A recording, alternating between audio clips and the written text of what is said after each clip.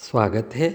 कक्षा 12वीं भौतिक शास्त्र बोर्ड द्वारा जारी की गई प्रश्न बैंक के वैकल्पिक प्रश्नों का उत्तर सहित व्याख्या हम लोग देख रहे हैं। ऑब्जेक्टिव सॉल्यूशन हमारी सीरियल में इसकी यूनिट जो है अब हम जो देखने वाले हैं वो किरण प्रकाशिकी एवं तरंग प्रकाशिकी की संयुक्त इकाई है।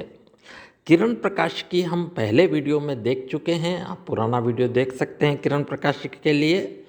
तरंग प्रकाशिकी के लिए अब हम देखते हैं तरंग प्रकाशिकी जो हमारा टोटल वेटेज 14 का है और ऑब्जेक्टिव 7 मार्क्स के। देखिए सबसे इजी मुझे ये यूनिट लग रही है क्योंकि इसमें सीधे सीधे आपको आंसर देना है, किसी भी प्रकार का कैलकुलेशन बहुत ज़्यादा नहीं होगा। देखते हैं पहला प्रश्न, प्रकाश की ज्यामिति छाया वाले भाग में अतिक्रमण कर जाने संबंधी घटना कहलाती है। दरअसल प्रकाश जब किसी ऐसे अवरोध से रोक लिया जाता है जो प्रकाश की तरंगदैर्घ्य की कोटि का हो तो प्रकाश अतिव्याप्त हो जाता, अतिक्रमण कर जाता है। छाया वाले भाग में भी यह घटना विवर्तन के रूप में जानी जाती है, तो इसे हम विवर्तन कहते हैं।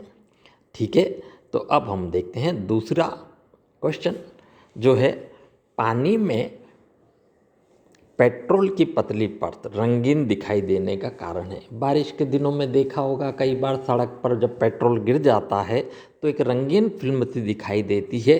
दरअसल ये व्यतिकरण के कारण होती है, इसका मूल कारण व्यतिकरण है। अगला देखते हैं, उन सभी बिंदुओं का बिंदुपथ जो किसी क्षण विशेष पर एक ही कला में हो उसे हम तरंगाग्र के नाम से जानते हैं। तो इस प्रकार का हम उसे तरंगाग्र कहते हैं। नेक्स्ट देखते हैं, किसी बिंदु स्रोत द्वारा सीमित दूरी पर बनने वाला तरंगदैर्घ्य।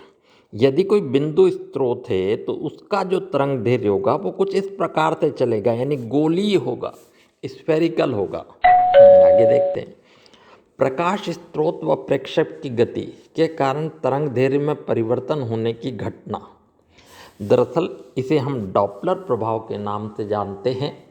डॉपलर प्रभाव में प्रेक्षक और स्रोत की आपेक्षिक गति में परिवर्तन होने से आवृत्ति में परिवर्तन महसूस होता है। जैसे कि ध्वनि में हम अगर देखें तो बस या कोई ट्रेन व्हीकल पीछे से आ रहा है, हम आगे की ओर जा रहे हैं तो पीछे की ओर आने वाले व्हीकल कहाँ है, किस प्लेस पर है, किस जगह आ गया, हमारे एग्जैक्टली पास आ गया, हमसे दूर है, ये सब हमें अपने आप पता चलता है। ये डॉपलर प्रभाव है। ऐसा ही प्रकाश में भी होता है।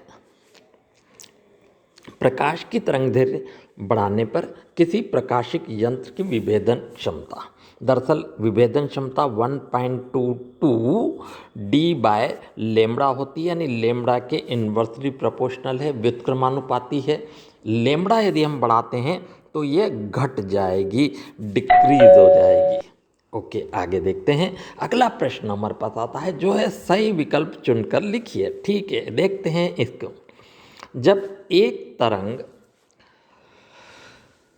एक बिंदु से दूसरे बिंदु की ओर जाती है तो निम्न में से किसका स्थानांतरण करती है? द्रव्यमान का, ऊर्जा का, आयाम का या तरंगदैर्घ्य का? देखिए, एक स्थान से दूसरे स्थान पर तरंग जाती है तो प्रकाश सूर्य से हम तक पहुंचता है, और प्रकाश क्या है? एक ऊर्जा है। तरंग जब एक स्थान से दूसरे स्थान पर जाता है तो ध्वनि एक स्थान से दूसरे स्थान पर पहुंचती है। ध्वनि क्या है? ऊर्जा।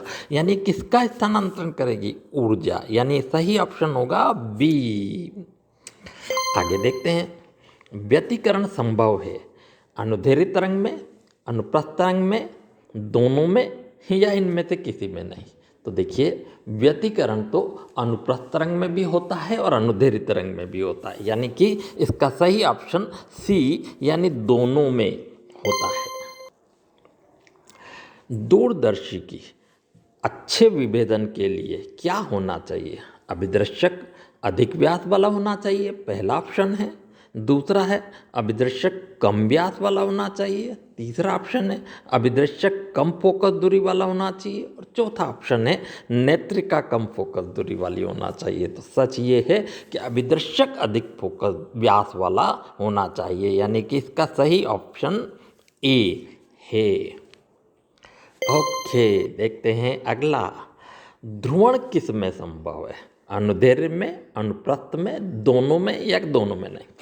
देखिए, ध्रुवण की घटना एक ऐसी घटना है जो केवल अनुप्रस्थ तरंगों में ही घटित होती है। अनुदैर्घ्य तरंगों में ध्रुवण नहीं हो सकता है, यानी यह केवल अनुप्रस्थ तरंग अर्थात बी इसका सही ऑप्शन होगा।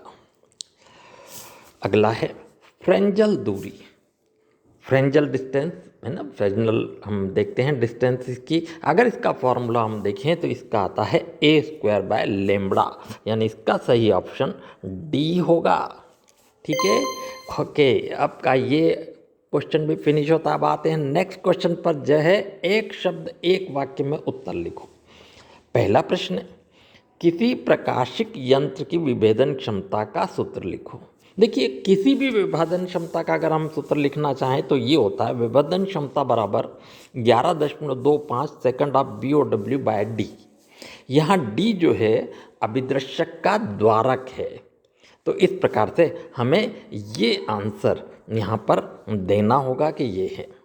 ठीक है, इसी प्रकार से अगर हम अगला देखना चाहें, नेक्स्ट देखना चाहें क्वेश्चन, तो वो ये है। देखिए, इसके लिए क्वेश्चन अगला जो है उसमें 4-5 पार्ट है, लेकिन इसके लिए आप डायग्राम की तरफ देखें। निम्न स्थिति में यंग से द्विस्लिट प्रयोग कैसे प्रभावित होगा? यंग के द्विस्लिट प्रयोग में यहाँ पर ये 2 स्लिट होती हैं और यहाँ पर्दा रखा रहता है। जब प्रकाश तरंग दैर्घ्य यहाँ से अंदर चलता है तो तरंगाग्र जो है ऐसा गोली तरंगाग्र के रूप में ये टकराता है। हाइगन के द्वितीयक तरंगिका सिद्धांत अनुसार ये जो स्लिट हैं ये नए प्रकाश स्रोत की तरह कार्य करते हुए यहाँ पर व्यतिकरण प्रतिरूप बनाती हैं। अब इसमें हमसे प्रश्न पूछे जा रहे हैं जो कुछ इस प्रकार हैं। यदि स्लिट के बीच की दूरी बढ़ा दी जाए तो इस पैटर्न पर क्या प्रभाव पड़ेगा?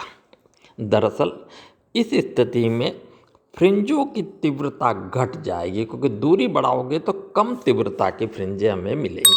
ठीक है, यदि स्रोत को स्लिट की ओर विस्थापित किया जाए तो तरंगाग्र, उसका आंसर ये होगा कि तरंगाग्र स्लिट पर न टकराने से व्यतिकरण नहीं हो पाएगा, क्योंकि तरंगाग्र स्लिट से टकराएगा तभी जाकर वो द्वितीयक स्रोत की तरह कार्य करेगा, नहीं तो नहीं कर पाएगा। आगे देखते हैं। स्लिट व पर्दे के बीच की दूरी बढ़ाई जाए, उस स्थिति में फ्रिंजें इतनी पास पास आ जाएंगी कि शायद उसमें विभेद ही ना कर पाएँ और हमें एक जैसी लाइन दिखे, यानी हम उसमें विभेद करना कठिन हो जाएगा। उसका ये सही आंसर होगा। स्लिट की चौड़ाई बढ़ाई जाए, तरंगिकाओं के अतिव्यापन से व्यतिकरण प्रतिरूप विकृत हो जाएगा अगर हम स्लिट की चौड़ाई बढ़ाएं तो। यदि एक वर्णी प्रकाश स्रोत को अन्य कम तरंग दैर्घ्य वाले स्रोत से स्थानांतरित कर दें, ऐसी स्थिति में फ्रिंज चौड़ाई जो कि तरंग दैर्घ्य के समानुपाती होती है, अतः तरंग दैर्घ्य छोटी होने से फ्रिंज चौड़ाई बढ़ जाएगी। इसका सही उत्तर होगा। इसी प्रकार से एक वर्णी, अगला प्रश्न, एक वर्णी प्रकाश स्रोत से श्वेत प्रकाश स्रोत से स्थानांतरित कर दें तब क्या होगा? तब जो व्यतिकरण प्रतिरूप बनेगा वह रंगीन बनने के कारण विकृत हो जाएगा। बस यही था। फिर भी मैं आप लोगों से कहूँगा कि इसके आंसर के लिए जहाँ जहाँ भी आपको लगता है वीडियो को रोककर आप स्क्रीनशॉट ले लीजिए, ताकि ये इसके आंसर आपके पास स्थायी बने रहें। ओके, इतना ही होगा आज।